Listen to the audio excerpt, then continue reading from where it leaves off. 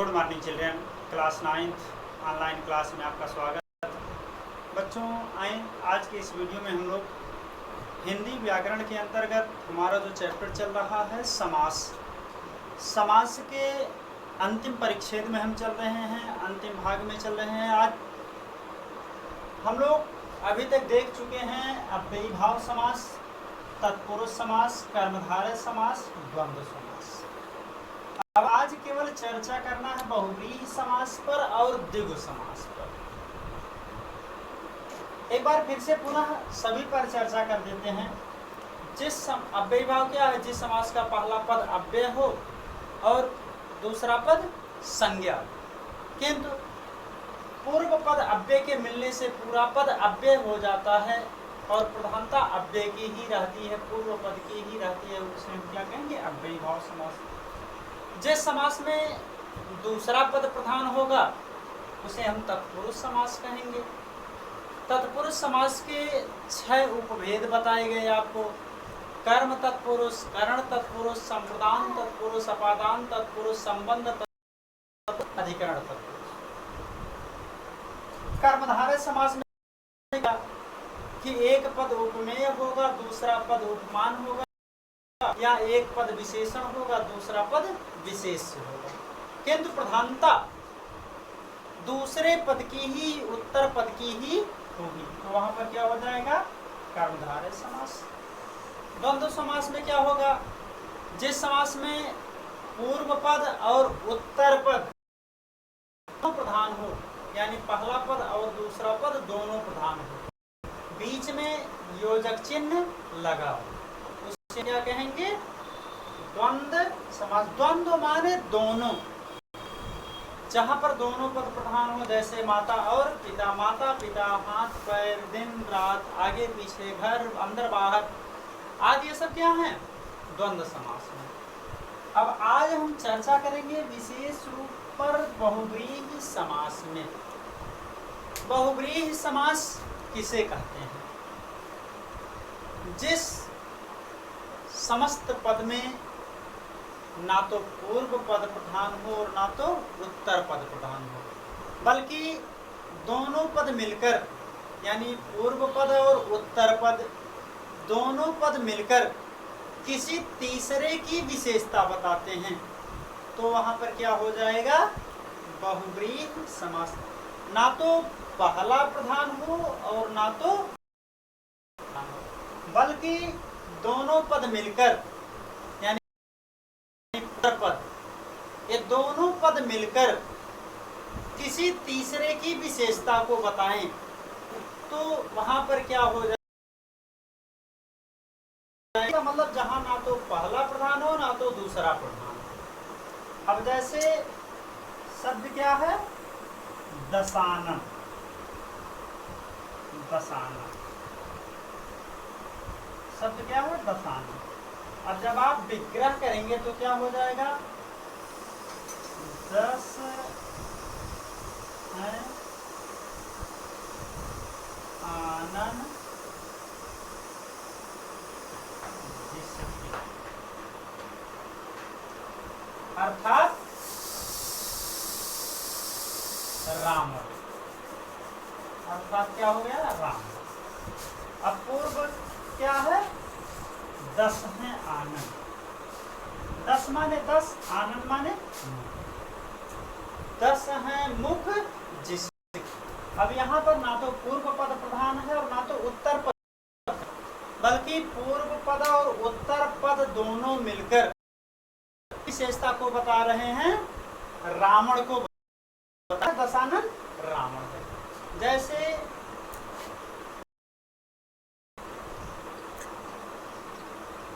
लंबो, विग्रह करेंगे क्या हो जाएगा? लंबा है उदर जिसका। लंबा है उदर जिसका, अर्थात लंबा पेट किसका है? अर्थात गणेश। कौन हो गया? गणेश। जैसे गजानन, गजानन, गज माने हाथी, आनन माने मुख, हाथी के समान है जिसके, हाथी या ऐसा कर लीजिए हाथी के समान मुख, अर्थात ये भी क्या हो गया, गणेश। बात समझ में आई? यानी बहुत प्रधान होता है और ना तो उत्तर पद प्रधान होता है, बल्कि दोनों मिलकर किसी तीसरे पद की विशेषता को बताते हैं, किसी तीसरे के महत्व को बताते हैं, विशेषता को बताते हैं। वहां पर क्या हो जाएगा, बहुव्रीहि समास। जैसे मीनाक्षी, अब जब आप मीनाक्षी लिखेंगे तो मीनाक्षी का जब समास विग्रह करेंगे तो हो जाएगा मीन के समान है आंखों वाली, मछली के समान आंखों वाली, मछली के समान जिसकी आंखें हैं अर्थात विशेष स्त्री। जैसे षडानन, षड है आनन जिसके, षड माने छह, आनन माने मुख, छह मुख जिसके अर्थात कार्तिकेय। जैसे आपका हो गया षडानन कार्तिकेय। आनन, चार हैं मुख जिसके अर्थात ब्रह्मा, ब्रह्मा के कितने मुख, चार। जैसे पंचानन,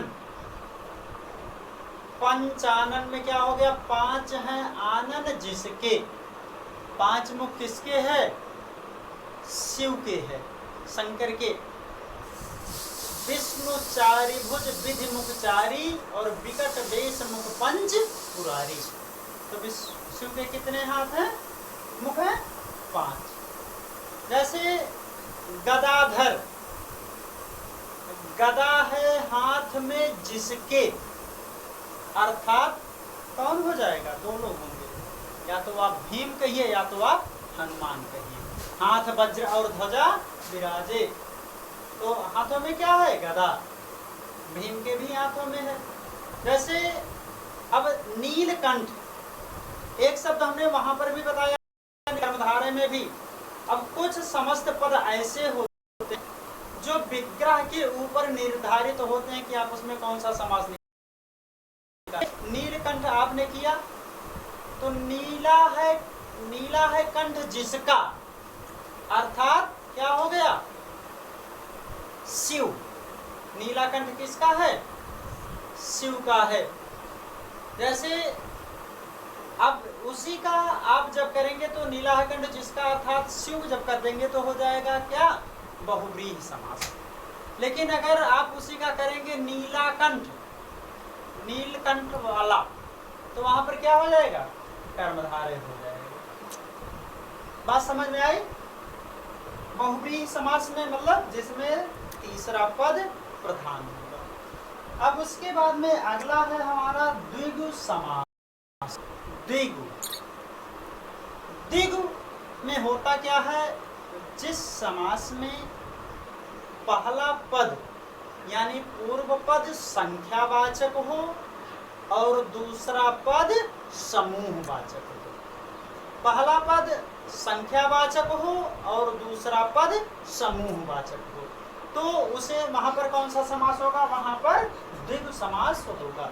संख्या पूर्वे द्विगु, जिस समस्त पद में या जिस समास में पूर्व पद संख्यावाचक हो और दूसरा पद उसी के समूह का बोध कराए, उसे हम क्या कहेंगे, उसे हम द्विगु समास कहेंगे। जैसे चौराहा,